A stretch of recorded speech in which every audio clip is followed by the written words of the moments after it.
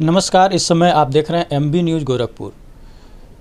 समय समय पर धार्मिक और सांस्कृतिक गतिविधियों को लेकर के हमारा चैनल नित्य प्रतिदिन नए नए लोगों से मुलाकात कराता है। आज इसी संदर्भ में दिव्य ज्योति जागृति संस्थान गोरखपुर के स्वामी अर्जुनानंद जी से हमारी मुलाकात हुई और हम लोग मिल कर के बहुत अच्छा लगा स्वामी जी से। और हम जानना चाहेंगे कि राम मंदिर को लेकर के बहुत सारे संगठन नए नए कार्य कर रहे हैं, बहुत सारे लोग रैलियां निकाल रहे हैं, बहुत सारे लोग कार्यक्रम को लेकर के बहुत सारे चीज़ों को कर रहे हैं। तो आइए दिव्य ज्योति जागृति संस्थान की ओर से स्वामी अर्जुनानंद जी हैं जो कि गोरखपुर और वाराणसी जोन के प्रमुख हैं। आइए उनसे वार्ता करते हैं कि स्वामी जी दिव्य ज्योति जागृति संस्थान ने इस राम जन्मभूमि का जो उद्घाटन समारोह है उसको किस प्रकार से आयाम दिया है। सभी राम भक्तों को जय श्री राम और MB चैनल को भी बहुत बहुत साधुवाद, धन्यवाद। पंकज जी, आपका विशेष करके धन्यवाद। जिस प्रकार से पिछले 500 वर्षों की एक ऐसी तपस्या और बलिदान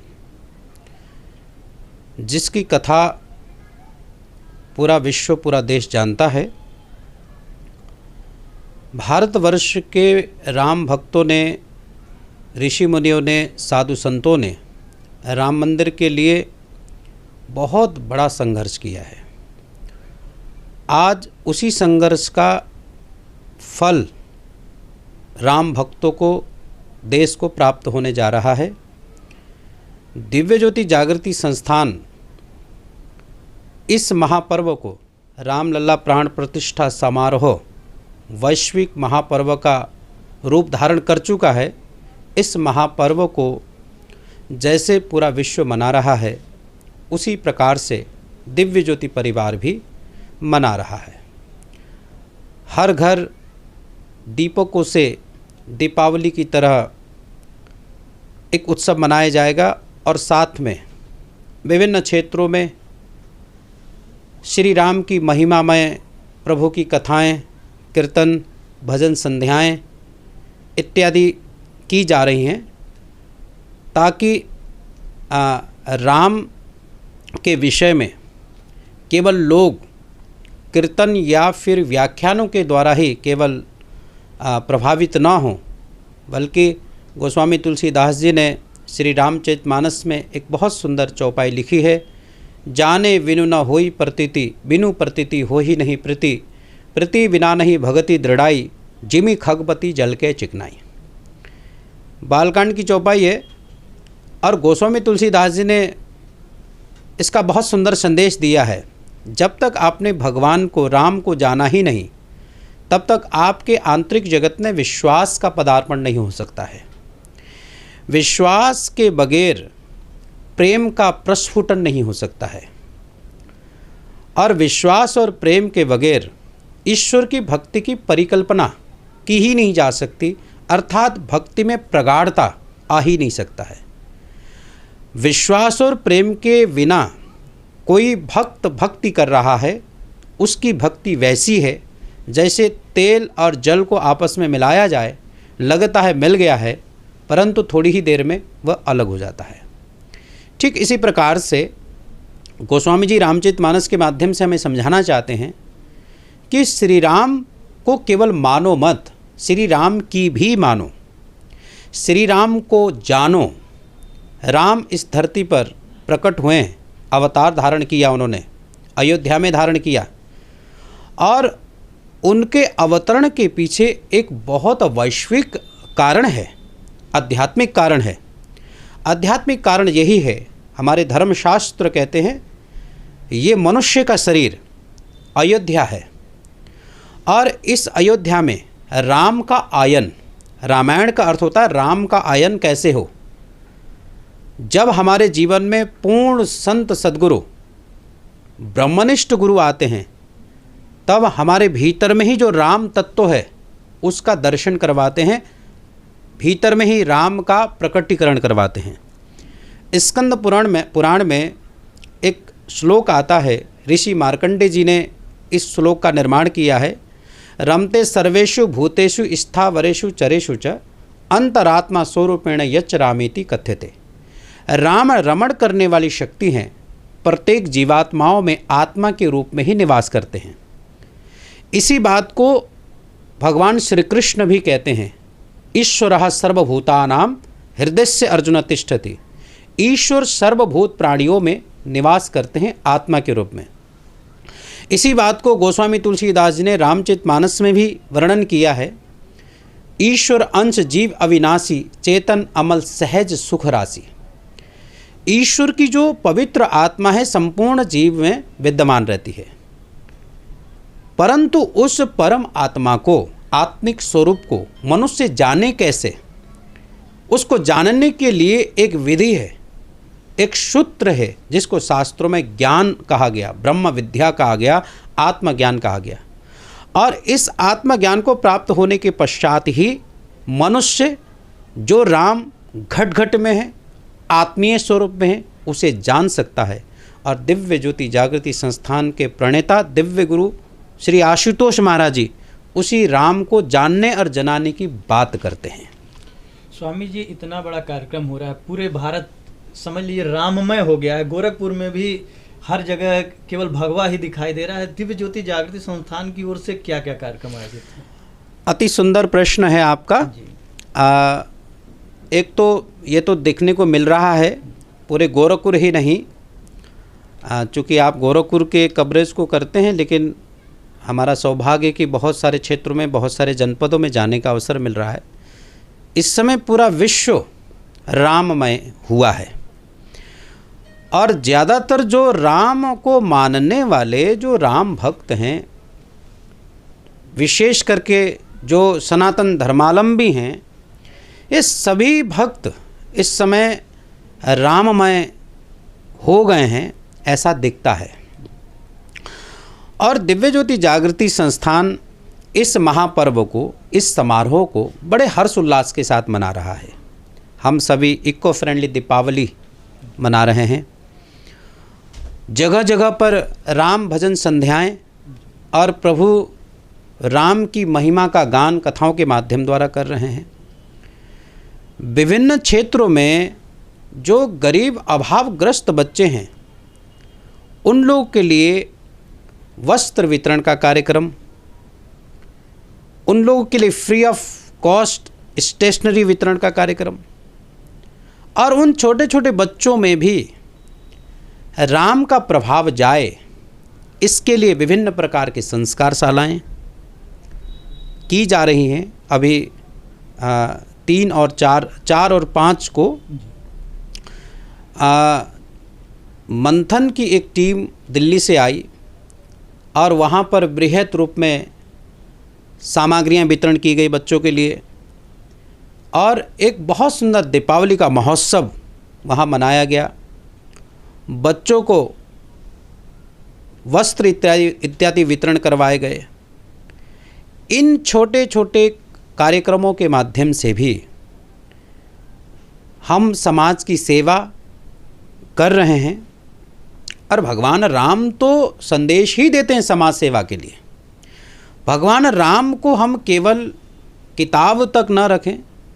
भारतवर्ष सोने की चिड़िया रही है, और ये सोने की चिड़िया तब थी जब भारत का प्रत्येक नागरिक रामचरितमानस को, रामायण को पढ़ता था, राम की कहानियों से अवगत रहता था। पंकज जी, अब क्या हुआ कि भारतवर्ष के जितने भक्त हैं रामायण को या रामचरितमानस को लाल वस्त्र में लपेट करके पूजा स्थल में रखना प्रारंभ किया। उन्होंने खोल के देखा नहीं कि राम का आदर्श क्या है, राम समाज को क्या संदेश देना चाहते हैं, राम मनुष्य मात्र में वो क्या ज्ञान की प्रकटीकरण की कहानी बताना चाहते हैं। इन सभी बिंदुओं से आज का मनुष्य समाज कहीं ना कहीं दूर है। हम चाहते हैं आपके चैनल के माध्यम से, क्योंकि अब आपका चैनल भी काफ़ी ग्रो कर रहा है, मेरी शुभकामनाएं भी है, साथ में मैं चाहता हूं कि भारतवर्ष का हर वो नागरिक राम को केवल पढ़े ना, राम की कहानियों से केवल प्रभावित ना हो, बल्कि आपके भीतर ही राम आत्मा के रूप में है, दिव्य नेत्र के द्वारा उसे आप देखें, उसका नित्य ध्यान होता है। मैं आपको एक बहुत अच्छी बात बताऊं कि भगवान राम जो प्रकाश स्वरूप में हमारे घट के भीतर में, देखिए आप रामचरितमानस पढ़ेंगे, उसमें वर्णन आता है, सहज प्रकाश रूप भगवाना नहीं तह पुनि विज्ञान बिहाना। वो कहते हैं कि जो राम, जो ईश्वर परमात्मा प्रकाश स्वरूप में हमारे घट के भीतर में है, जब हमारे जीवन में गुरु मिलते हैं तो दिव्य दृष्टि के द्वारा वो परम प्रकाश स्वरूप हमारे भीतर दिखते हैं, और गुरु की दिव्य दृष्टि के माध्यम द्वारा जिस परम सत्ता को हम जान लेते हैं, हमारे भीतर अथाह शांति, अथाह आनंद की प्राप्ति होती है। जो समाज बुराइयों में जा रहा है, जो समाज पाप युक्त जीवन जी रहा है, वो समाज भी राम को जान करके भक्तिमय जीवन जी सकता है। हमने पहले कहा कि ये शरीर अयोध्या है, परंतु रामायण में, रामचरितमानस में एक और पात्र का वर्णन आता है, रावण का। रावण को क्या प्रिय है? आप यदि रामचरितमानस को पढ़ेंगे तो रावण को प्रिय क्या है? रावण को प्रिय है मद, मैथुन, मदिरापान, मांस का भक्षण। ये सारे के सारे कार्य उसे प्रिय हैं, जो रामचरितमानस में वर्णन है। वो कितना बड़ा विद्वान था, कितना बड़ा साहित्यकार था, कितना बड़ा संगीतकार था, वो एक अलग विषय है। परंतु जो रामायण से, रामचरितमानस से, पठन पाठन से या फिर अनुभवी संतों की कथाओं से जो हमें सुनने को मिला है अभी तक, इसके आधार पर बातचीत की जाए, इसमें ये वर्णन, मदिरापान भी पसंद था उसे, मांस भक्षण भी पसंद था, उसके जीवन में मैथुन का बड़ा महत्व था। इन्हीं बुराइयों के कारण ही तो रावण राक्षसों में गिनती होती है। इसलिए हमारे धर्मशास्त्र कहते हैं कि जब तक हम इन बुराइयों में हैं, तब तक हमारा शरीर लंका की तरह है। और भगवान राम क्या करते हैं?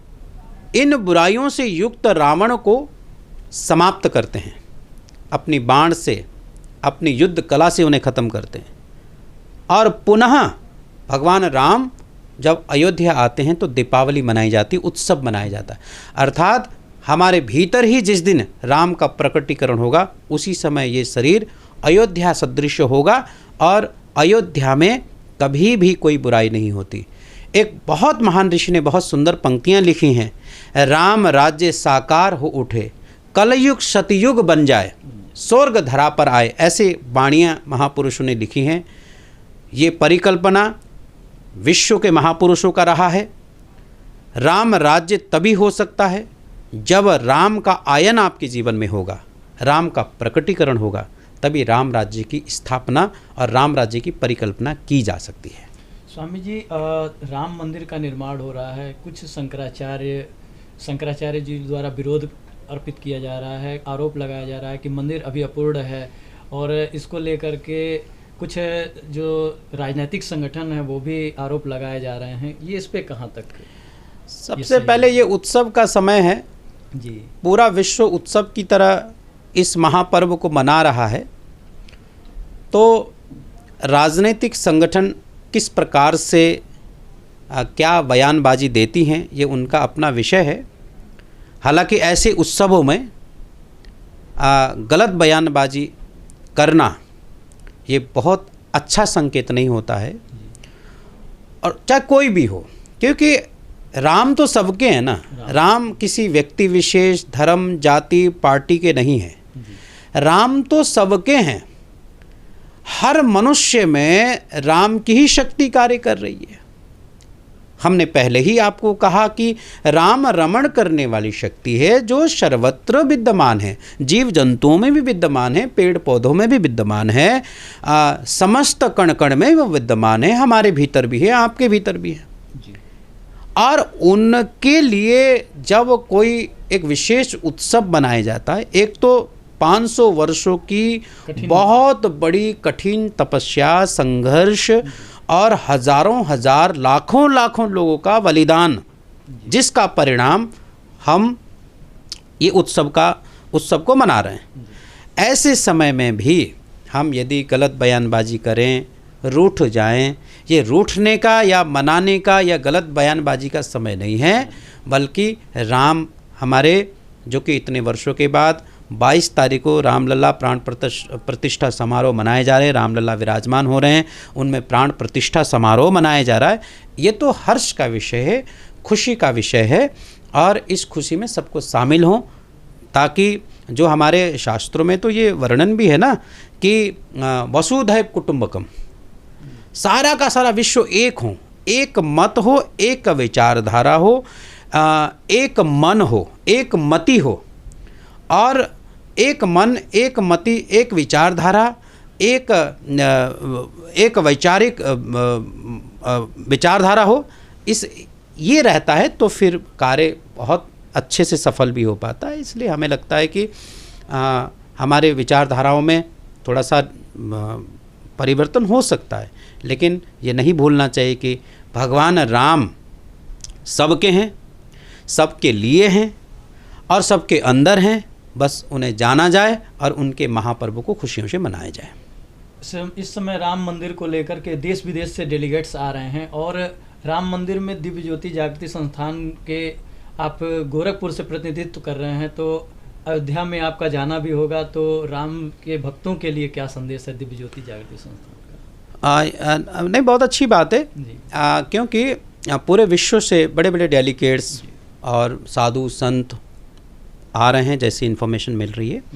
उसी श्रृंखला में दिव्य ज्योति जागृति संस्थान के जितने भी प्रतिनिधिगण हैं वो सब भी आ रहे हैं अयोध्या, जो विशेष करके जो पंजाब क्षेत्र से, दिल्ली क्षेत्र से जो प्रतिनिधित्व करते हैं, वो सभी लोग भी अयोध्या इस प्राण प्रतिष्ठा समारोह में वो भी पहुंच रहे हैं। मेरा भी सौभाग्य कि मुझे भी जाने का अवसर मिलेगा।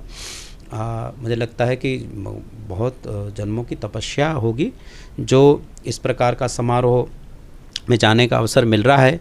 और हमारे गुरुदेव, दिव्य गुरुदेव ने हमेशा, हम लोगों को याद है कि महाराज जी ने हमेशा जय श्री राम के उद्घोष से ही अपना आगे का कार्यक्रम संचालन किया है। और हमें स्मरण भी है कि जब हम लोग महाराज श्री के दर्शनार्थ हेतु भी जब जय श्री राम के बहुत नारे गूंजते थे, तो महाराज जी तत्काल ही दर्शन देने के लिए भक्तों को आ जाते थे। तो ये अपने आप में बड़ा अमिट पल रहा है वो। और उसी महान ऋषि के, उसी महान तपस्वी महापुरुषों की ये तपस्या है जो आज ये उत्सव देखने को मिल रहा है। आप इस समय देख रहे थे स्वामी अर्जुनानंद जी गोरखपुर से दिव्य ज्योति जागृति संस्थान से हमारे बीच में उपस्थित रहे, राम भक्तों के लिए बड़ा ही सुंदर संदेश दिए। आप बने रहे MB न्यूज़ गोरखपुर पर, और आप सभी इसी तरीके से धार्मिक, सांस्कृतिक और सामाजिक गतिविधियों से जुड़े रहेंगे। धन्यवाद।